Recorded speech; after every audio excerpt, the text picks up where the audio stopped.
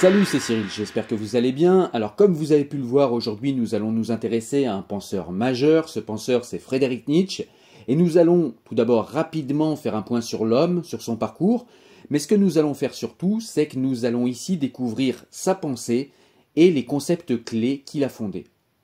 Alors commençons par dire que Nietzsche est né le 15 octobre 1844 et qu'il est mort le 25 août 1900, pour poser l'homme dans son siècle.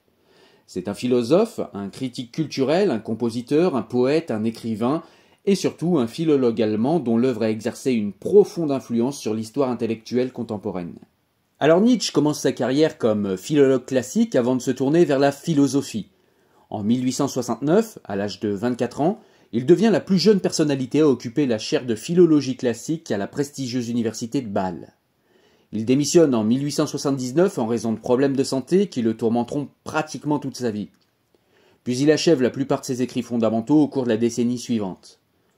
En 1889, à 44 ans, il est victime d'un effondrement, d'un malaise vagal, croit-on, mais par la suite il subit une perte totale de ses facultés mentales et il vit ses dernières années sous la garde de sa mère, puis chez sa sœur, Elisabeth Förster Nietzsche. Nous avons besoin d'une critique des valeurs morales. Il faut commencer par mettre en question la valeur même de ces valeurs. Nietzsche est d'abord un nihiliste en ce sens qu'il est un perspectiviste. Le perspectivisme, c'est cette idée qui rejette la possibilité que l'homme puisse avoir accès à une réalité objective, indépendamment d'une situation, d'un contexte culturel ou d'une appréciation subjective. Il n'y a pas de fait objectif ou en soi, pas plus qu'il n'y a de connaissance d'une chose sans la perspective du sujet connaissant. Par conséquent, pour Nietzsche, il n'y a pas d'absolu métaphysique, épistémiologique ou moral.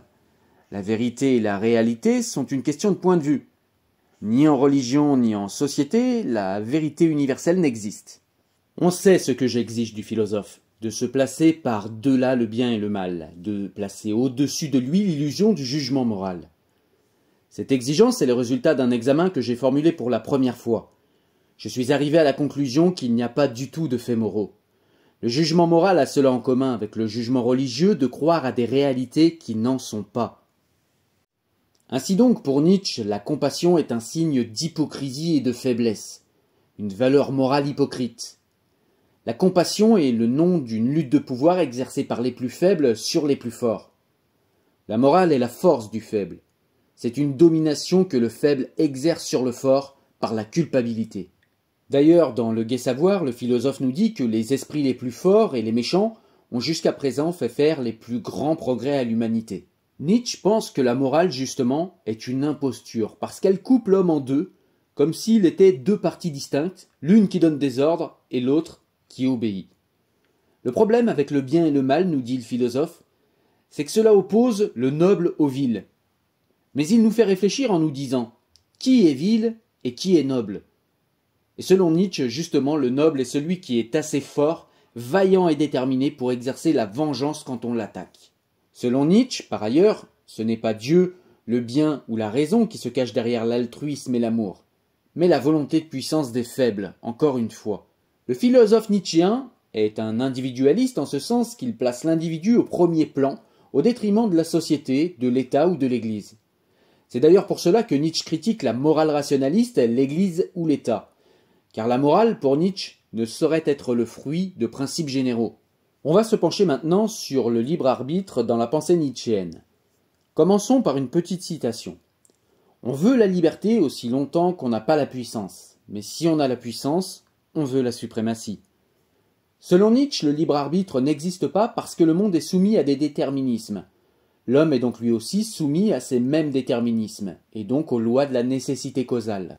Néanmoins, le comportement d'un homme dépend aussi de sa personnalité, qui est l'un des déterminismes causals auxquels il est soumis.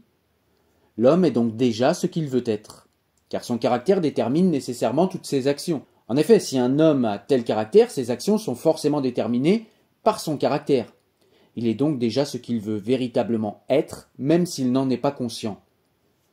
Par ailleurs, pour Nietzsche, c'est parce que l'homme se croit libre qu'il ressent le repentir et les remords. Or, si l'homme n'est pas libre, comme le pense Nietzsche, lui reprocher quelque chose serait comme reprocher quelque chose à la nature. Cela n'a pas de sens.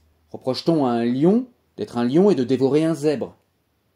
Ainsi, pour Nietzsche, la question de la morale, de la métaphysique et donc de la religion s'effondre si le libre arbitre n'existe pas. Cela n'empêchera pas néanmoins le penseur de continuer d'écrire comme si les hommes avaient le pouvoir de changer. Le plus important des événements récents, le fait que Dieu est mort, que la croyance au Dieu chrétien a été ébranlée, commence déjà à projeter sur l'Europe ses premières ombres. Je ne saurais voir dans l'athéisme un résultat, un événement. Il est chez moi instinct naturel. Je suis trop curieux, trop sceptique, trop hautain pour accepter une réponse grossière. Dieu est une réponse grossière, une goujaterie à l'égard du penseur. Ce n'est même, au fond, qu'une grossière interdiction à notre endroit. Défense de penser. Nietzsche est aussi le penseur de la mort de Dieu.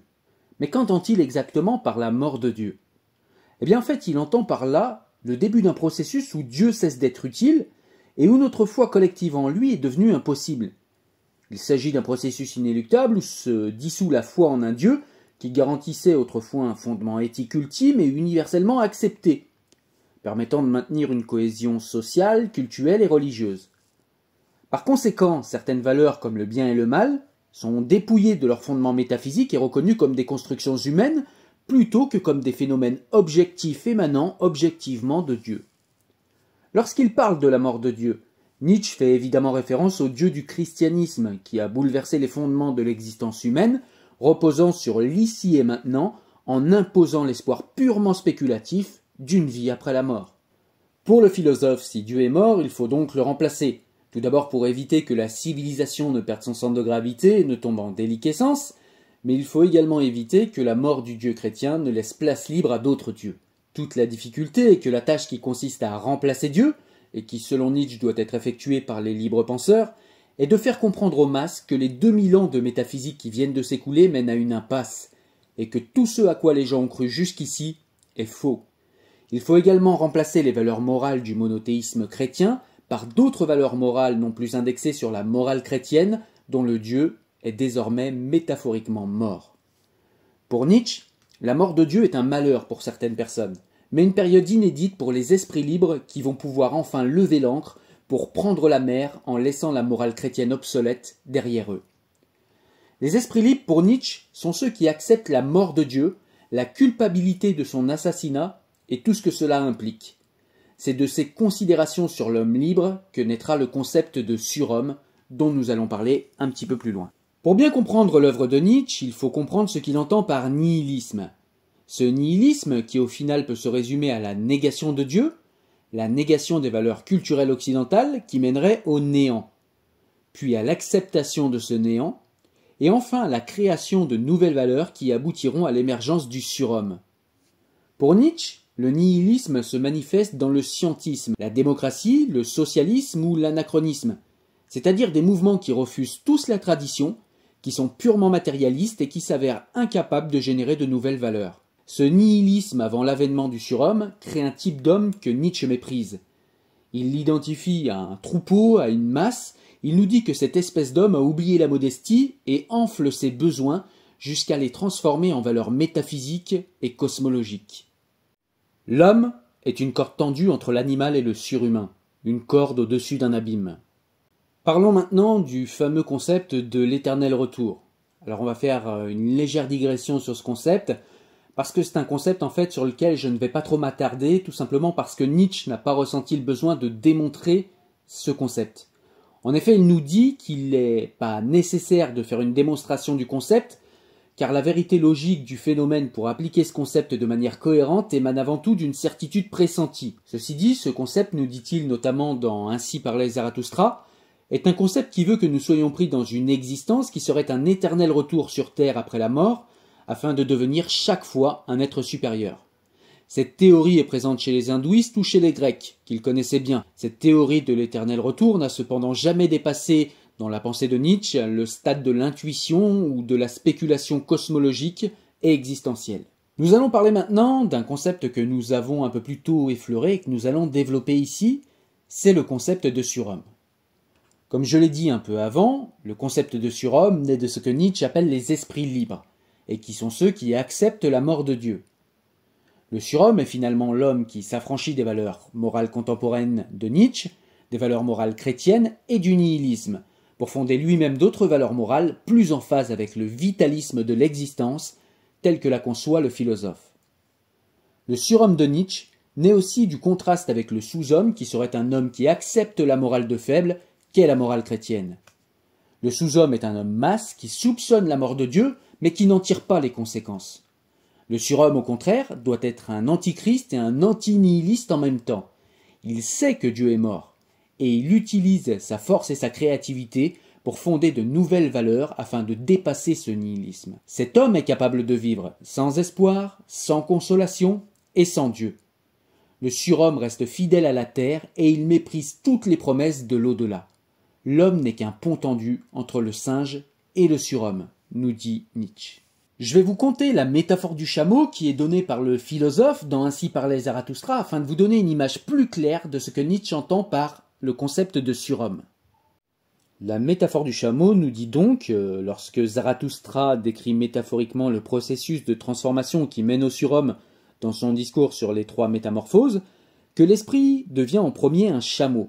Disposé à porter toutes les charges, il est patient, serviable et s'attache principalement à mettre en œuvre les préceptes moraux qui lui ont été imposés. Son principe est tu dois, et il représente la soumission aux valeurs traditionnelles.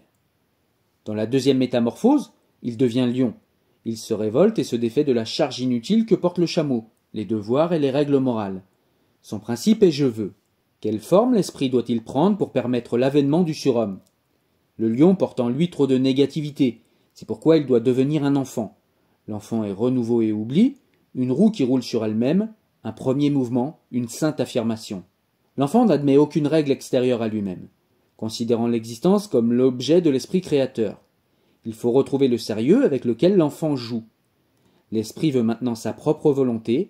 Celui qui a perdu le monde veut gagner son propre monde, affirme Nietzsche. La mission de l'homme créateur est d'ouvrir la voie au surhomme. Quant à ce dernier, il est une pure puissance créatrice. Seule une conscience innocente, comme celle de l'enfant, peut assimiler l'éternel retour de toute chose. Donc on voit ici lier 2 concepts, le concept de l'éternel retour et le concept du surhomme, puisque le concept du surhomme de Nietzsche se comprend dans le concept de l'éternel retour, puisque cet éternel retour serait pour rendre meilleur, rendre supérieur chacun des hommes qui passent sur Terre jusqu'à devenir des surhommes. Le dernier concept que nous allons aborder, c'est la volonté de puissance. Le concept est difficile à définir car Nietzsche ne développe ce concept qu'à la fin de sa vie intellectuelle avant de sombrer dans la folie. D'ailleurs, la majorité des écrits que l'on a du philosophe sur ce sujet sont des écrits posthumes. La volonté de puissance nietzschéenne semble être un principe immanent, impliquant l'intervention de processus biologiques animant tous les êtres vivants. Mais il ne s'agit pas d'une puissance métaphysique ou d'une force provenant de Dieu pour autant. Pour Nietzsche, cette volonté de puissance agit pour son propre compte et s'oppose aux autres, créant de ce fait une inégalité entre les êtres, voire des hiérarchies. Pour le philosophe, la volonté de puissance est l'essence du monde qui se manifeste dans les êtres vivants. Nietzsche considère tout ce qui existe comme des structures de puissance hiérarchisées, des quantas de puissance organisées hiérarchiquement. Les quantas, ce sont des quantités finies et déterminées, tout ce qui est susceptible de quantité. Et donc, selon Nietzsche, le monde n'a pas d'ordre, de tendance, de but ou de finalité. Il est soumis à une lutte de force qui se trouve dans un état chaotique de croissance et de décroissance constant. Enfin, pour le philosophe, la vie est un champ de force où les quantités d'énergie se distribuent de manière inégale, dans un monde où règne le principe de la conservation de l'énergie et où il n'existe pas d'objet intermédiaire vide. Chaque fois qu'une chose pénètre, une autre recule, et une augmentation des forces en un lieu entraîne forcément une diminution des forces ailleurs. Ce court résumé de la pensée de Nietzsche est à présent terminé. J'espère que cela vous a été utile et que vous avez aimé ce podcast ou cette vidéo. Si vous êtes sur YouTube, n'hésitez pas à mettre un pouce en l'air et à partager la vidéo. Si vous êtes sur les podcasts, n'hésitez pas à aller dans votre lecteur de podcast préféré pour nous mettre une étoile jaune et des commentaires, voire des suggestions. N'oubliez pas que cet audio est disponible, comme je l'ai dit, sur YouTube, mais également en podcast, sur Spotify et sur tous vos lecteurs de podcasts préférés. Je vous remercie et je vous dis à très bientôt pour de nouveaux livres.